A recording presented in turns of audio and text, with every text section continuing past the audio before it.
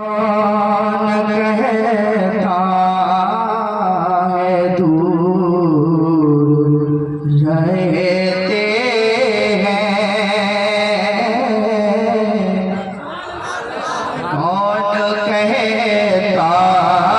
ہے دور رہتے ہیں،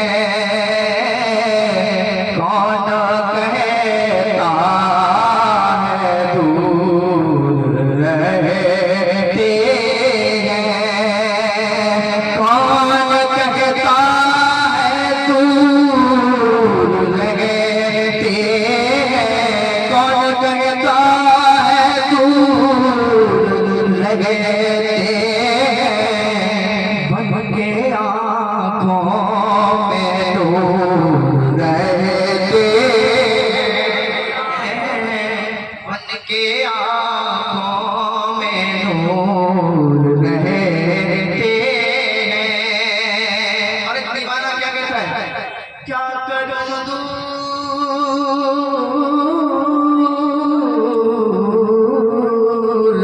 کیا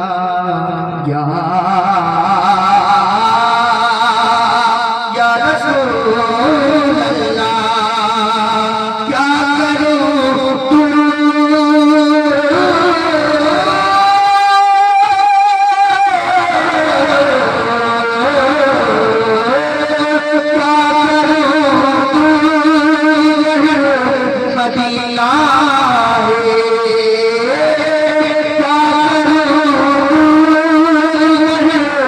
مدینہ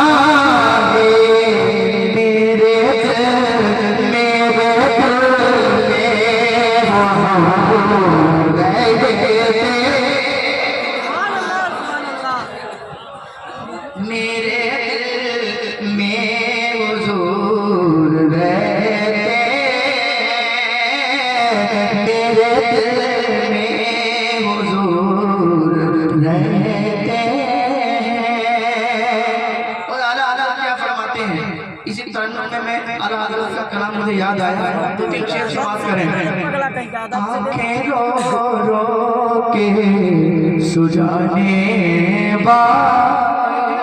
ایک بار سارے کہتے سبحان اللہ۔ آنکھیں رو رو کے سجانے والے، آنکھیں رو رو کے سجانے والے، جانے والے نہیں آنے والے، جانے والے نہیں آنے والے، اور حسن تیرا یا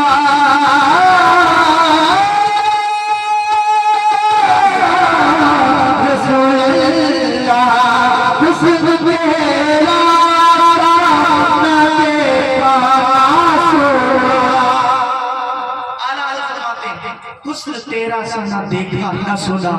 کیا ایک صحابی رسول ہے جن کا نام عبداللہ بن سلام ہے، اتنے وہ کہتے ہیں کہ مجھے یہودیوں نے اتنا بھڑکایا تھا حضور کی بارگاہ میں، یہودیوں نے معاذ اللہ کہا تھا کہ حضور جھوٹے ہیں، لیکن جب کہتے ہیں پہلی مرتبہ جب حضور نے مکہ سے مدینہ ہجرت کی، اور جب حضور کو میں نے پہلی مرتبہ دیکھا تھا، جب حضور کا چہرہ دیکھا تھا، تو قسم خدا کی میرے پیارا محمد اتنا خوبصورت ہے کہ چہرہ خوبصورت ہے وہ جھوٹا نہیں ہے، جس کا چہرہ اتنا خوبصورت ہو وہ جھوٹا نہیں ہے۔ اعلیٰ کیا فرماتے ہیں؟ حسن تیرا سا نہ دیکھا نہ سنا، حسن تیرا سا نہ دیکھا نہ سنا، حسن تیرا سا نہ دیکھا نہ سنا، کہتے ہیں اپنے زمانے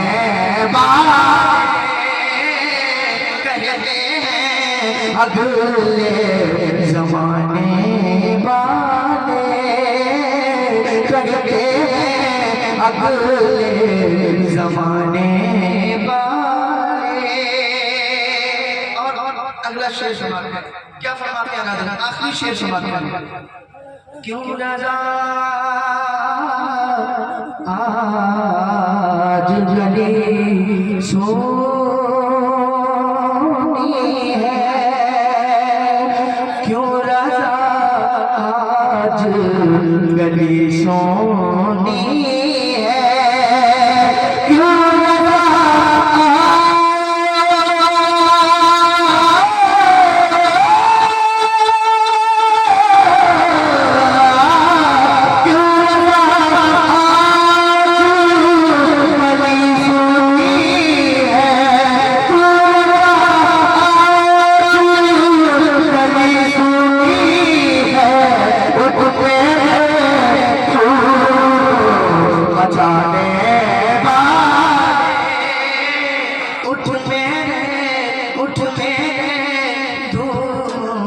بچانے والے، اٹھ میرے دھوم بچانے والے، آ کے رونا سجانے والے. اب مل کے ذرا درود پاک پڑھیں. اللہم صلی علی سیدنا مولانا محمد وعلی آلہ محمد مبارک وسلم. صلو علیہ وسلم علیکہ یا رسول اللہ صلی اللہ علیہ وسلم. اس کی ایکو ہلکی سی کم کر دیجئے، بیس تھوڑا اور بڑھا دیجئے، ایکو ہلکی سی کم کر دیجئے. اعلیٰ حضرت فرماتے ہیں پھر کے گلی گلی تباہ، ٹھوکریں سب کی کھائیں کیوں، دل کو جو عقل دے خدا تیری گلی سے جائے کیوں.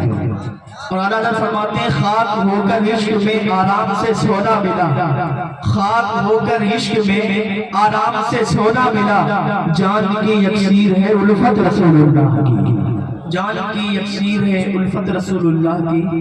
بہت ہی لائن مبارکباد ہے علی جناب محمد اشتیاق صاحب اور تمام تر کمیٹی کے حضرات جنہوں نے مجھے دعوت دی، جن کی دعوت پر میری یہاں حاضری ہوئی. اللہ میری حاضری کو قبول فرمائے. بہت ہی لائق مبارکباد ہے آپ حضرات جو ابھی اس جلسے میں تشریف رکھتے ہیں. اللہ سب کی دلی جائز تمناؤں کو پورا فرمائے. میں نے جس آیت کریمہ کی تلاوت کا شرف حاصل کیا، اللہ پاک کی بارگاہ میں دعا ہے اللہ مجھے اس پر حق بولنے کی توفیق عطا فرمائے، ہم سب کو اس پر عمل کرنے کی توفیق عطا فرمائے. آپ حضرات بہت دیر سے سماعت کر رہے ہیں اور یہ محفل حضور صابر پاک رضی اللہ تعالیٰ عنہ کے نام سے منعقد ہے. دیوان حضور صابر پاک کی طرف لو لگاتے ہیں، کہتے ہیں ہماری بے وفائی پر وہ اتنا پیار کرتے ہیں، ہماری بے وفائی پر وہ اتنا پیار کرتے ہیں، اگر ہم با وفا ہوتے تو کیا ہوتے. آواز یہی آئے گی کہ دل تو کیا چیز ہے ہم روح میں اترے ہوتے، دل تو کیا چیز ہے ہم روح میں اترے ہوتے. تم نے چاہا ہی نہیں چاہنے والوں کی طرح، تم نے چاہا ہی نہیں چاہنے والوں کی طرح. اور آج میں آپ کو حضور صابر پاک رضی اللہ تعالیٰ عنہ کی بارگاہ میں لے چلتا ہوں. دیکھیے جب کوئی اسکالر آتا ہے، کوئی اسپیکر ہوتا ہے یا کوئی مدرسہ ہوتا ہے، کوئی اسکول ہوتا ہے، یہ سب کیا کام کرتے ہیں؟ لوگوں کے ظاہر کو صاف کرتے ہیں، لوگوں کے ظاہر کو تبدیل کرتے ہیں. مثال کے طور پر اگر کوئی تنظیم 100 سال سے یا 500 سال سے نماز پر کام کرتی ہے تو اس میں نمازی تو ہو جاتے ہیں، نمازی تو بن جاتے ہیں، اس لیے کہ ظاہر صاف ہو جاتا ہے، نمازی بن جاتے ہیں. لیکن بعد میں دیکھا جاتا ہے کہ وہ زنا کے اڈوں پر بھی نظر آتے ہیں، وہ چوری کرتے ہوئے بھی نظر آتے ہیں، وہ دغا بازی کرتے ہوئے بھی نظر آتے ہیں. اس لیے ایک پہلو انہوں نے پکڑ لیا اور باقی چھوڑ دیے. تو جو بھی انسان جو تبدیل کرتا ہے وہ ظاہر کو تبدیل کرنے کی کوشش کرتا ہے، لیکن اولیاء اللہ جو ہوا کرتے ہیں وہ باطن کو بدلنے کی کوشش کیا کرتے ہیں. اور جب باطن بدل جاتا ہے تو پھر من بھی صاف ہو جاتا ہے اور دل بھی پاک ہو جاتا ہے. تو یہی اولیاء کرام صوفیان اعظام نے یہی کیا کہ لوگوں کے ظاہر کو نہیں بلکہ لوگوں کے باطن کو صاف کیا. اور جب لوگوں کے باطن کو یہ صاف کرتے ہیں چند لوگوں پر یہ محنت کرتے ہیں. مثال کے طور پر خواجہ غریب نواز نے خواجہ بختیار کاکی پر محنت کی اور ایسی محنت کی کہ انہیں دلی کی سرزمین پر بٹھا دیا تو پوری دلی ان کے قبضے میں آ گیا. اور خواجہ بختیار کاکی نے بابا فرید پر محنت की। बाबा फरीद पर जब मेहनत की तो उन्हें पाक पटन बिठा दिया, तो पूरा पाक पटन उनके कब्जे में आ गया। और बाबा फरीद ने साबिर कलियरी पर मेहनत की तो साबिर कलियरी को कलियर की सरजमीन पर बिठा दिया, तो पूरा कलियर उनके कब्जे में आ गया। अब ये बाबा फरीद जो है साबिर पाक के मामू भी हैं और साबिर पाक इनके मुरीद भी हैं, इनके खलीफा भी हैं, इनके दामाद भी हैं। और साबिर पाक कौन है? अभी ये मुरीद नहीं हुए हैं, मुरीद होने के लिए निकले हैं, मुरीद होने के लिए जाते हैं, लोगों से पूछते हैं लेकिन कोई पता नहीं चलता। और इनकी माँ ने इन्हें विलायत की वो मंजिल अता फरमा दी थी कि जो लोगों की नजरों की तरफ देखते थे तो ये तकदीरें बदल दिया करते थे। तो ये निकले, किसी ने बताया कि बगदाद शरीफ चले जाओ। बगदाद शरीफ के अंदर एक वली है जिसका नाम है शेख शहाबुद्दीन सोहरवर्दी। अब ऐसा वली है जिसके बारे में गौसे पाक ने फरमाया कि उस जमाने में उन जैसा वली कोई पैदा ही नहीं हुआ। इतना बड़ा वली का उनकी बारगाह में चले जाओ, जब उनकी बारगाह में जाओगे वो तुम्हें मुरीद बना लेंगे। साबिर पाक उनकी बारगाह में जाते हैं, बगदाद की गलियों में ढूंढते हैं कि शेख शहाबुद्दीन सोहरवर्दी किधर है। जब शेख शहाबुद्दीन सोहरवर्दी की बारगाह में पहुंचते हैं, पहुंचने के बाद शेख शहाबुद्दीन सोहरवर्दी उन्हें बिठाते हैं और कहते हैं इनके लिए खाना लगाया जाए। वो तो वलियों की जमात वहां पर भी मौजूद होती थी, क्योंकि इतना बड़ा वली उसके दरबार में वलियों की जमात भी थी और लोग मौजूद थे। साबिर पाक कि ये खलीफा साबिर पाक के ये भांजे बाबा फरीद साबिर पाक जो इनके साबिर पाक दामाद है बाबा फरीद के। बाबा फरीद गए वहां पर, तो जैसे ही वहां पर पहुंचे तो दस्तरखान लगा हुआ था। बाबा फरीद दस्तरखान पर बैठ गए और सारे लोग बैठे थे। बाबा फरीद ने कहा हाथ धुलवाए जाए, तो एक कनीज आई हाथ धुलवाने के लिए। तो बाबा फरीद हाथ धोने लगे, सबने हाथ धोए, बाबा फरीद भी हाथ धोने लगे। तो बाबा फरीद की नजर उस कनीज के ऊपर पड़ गई।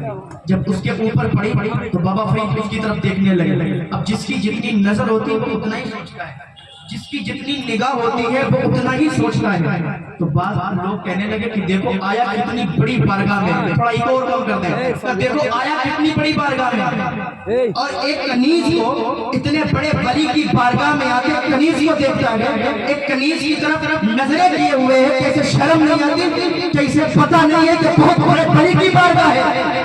बाबा फरीद उसकी तरफ देख रहे हैं और हाथ धुल रहे हैं। पानी इको कम कर दे मेरे भाई, पानी गिर रहा है और ये नजरे में नजरे मिलाए हुए हैं। इधर कहने लगे दो जुर्म कर रहा है ये।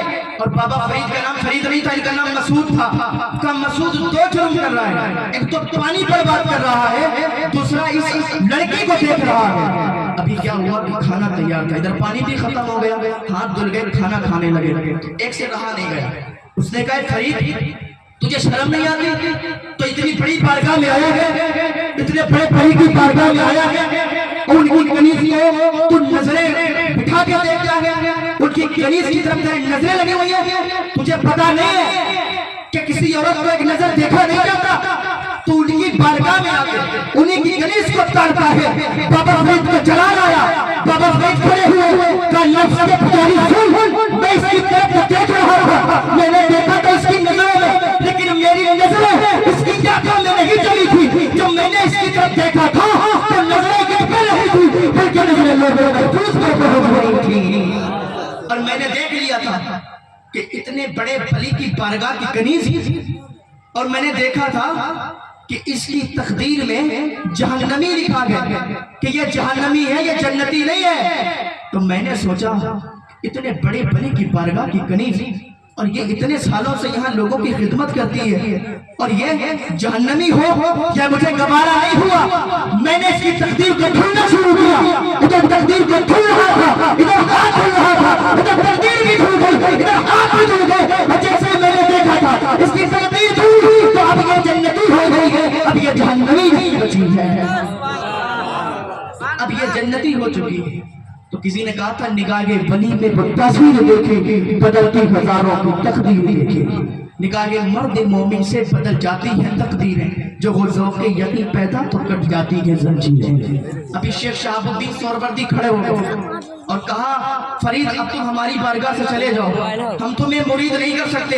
बाबा फरीद भी खड़े हो गए, कहा मुरीद क्यों नहीं कर सकते, मुझ में ऐसी कौन सी गलती हो गई, मुझे क्यों मुरीद नहीं करना चाहते। तो बाबा फरीद से शेख शहाबुद्दीन सोहरावर्दी ने कहा था, अरे मुरीद बनने से पहले तुम्हारा आलम ये है कि तकदीरें बदल देते हो, मुरीद बनाने के बाद तुम्हारा आलम क्या होगा जब उनकी गला भर देते हो। चाहने जमाना की झोली मुहताज का जब ये आलम है, मुख्तार का आलम क्या है? मुहताज का जब ये आलम है, मुख्तार का आलम क्या होगा? तो मैं बात अर्ज कर रहा था हुजूर साबिर पाक की, क्योंकि ये जलसा हुजूर साबिर पाक के नाम से मंसूब है। हुजूर साबिर पाक पर बाबा फरीद ने मेहनत की और इनको कलियर की सरजमीन पर भेज दिया। जब बाबा फरीद ने साबिर पाक को कलियर की सरजमीन पर भेजा तो ये कलियर की सरजमीन पर आए। अब वहां पर लोगों में क्या था, एक तबका मालदार था और एक तबका गरीब था। लकड़ियां काट के अपना गुजारा करता था बेच के। तो जो मालदार तबका था उसने बड़ा गलत रवैया इख्तियार किया हुआ था। वो मस्जिद थी, मस्जिद में आते थे, अपने मुसल्ले बिछाया करते थे और जब टाइम होता वो नमाज के लिए मुसल्लों पे खड़े हो जाया करते थे। हुजूर साबिर पाक जब आए थे गुलजारी के घर रुके। गुलजारी थी, उसका काम था तेल बेचने का, उसके शौहर उसके बेटे का काम था तेल बेचने का। तो गुलजारी के घर रुके हुजूर साबिर पाक और मस्जिद में जुमा का दिन आया तो नमाज पढ़ने के लिए गए। इको कम कर दीजिए, इसकी कहाँ गई इको वाले, क्योंकि इको में मैं नहीं पढ़ रहा। तो हजरत साबिर पाक जुमा के दिन गए मस्जिद में, जाने के बाद अगली सफ पर बैठ गए। तो वो काजी तबर्रुक था, वहां का इमाम था। काजी तबर्रुक ने पूछा तुम कौन हो? कहा मैं अली का बेटा हूँ, मैं अली का बेटा हूँ, नमाज पढ़ने के लिए आया हूँ और तुम मुझे इजाजत दो कि मैं खुतबा पढ़ूंगा, मैं तकरीर करूंगा, लोगों को हिदायत दूंगा, लोगों को समझाऊंगा। तो उसने कहा कि तुम नहीं पढ़ सकते, इसलिए यहाँ पर सब मेरा है और मैं ही तकरीर करूंगा। कहा अच्छा, कहा तुम जाओ पीछे बैठो जाके। हुजूर साबिर पाक को पीछे वापस कर दिया, वापस मस्जिद के बाहर कर दिया। हुजूर साबिर पाक हसरत भरी निगाहों से देखने लगे कि जुमा हो रहा था, जुमा की नमाज लोग पढ़ रहे थे, लेकिन साबिर पाक को बाहर कर दिया। साबिर पाक ने अल्लाह की बारगाह में अरीजा पेश किया, मौला दीन लाने वाले मेरे नाना, मस्जिद मेरी और मुझे ही मस्जिद से बाहर कर दिया गया, ये क्या बात हुई? साबिर पाक आ गए, आपने नमाज पढ़ी। नमाज पढ़ने के बाद बाबा फरीद को एक खत लिखा। बाबा फरीद से कहा कि बाबा साहब आपने मुझे ऐसे लोगों के दरमियान भेजा है कि जिनको मेरी कोई इज्जत ही नहीं है, मुझे मस्जिद से बाहर भेज दिया गया।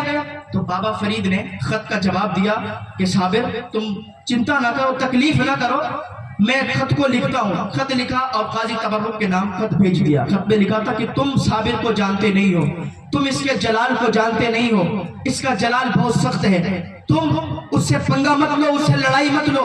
तो काजी तबर्रुक के पास अली मुल्ला अब्दाल जब खत लेके आए तो काजी तबर्रुक ने वो खत लिया और उसको फाड़ दिया।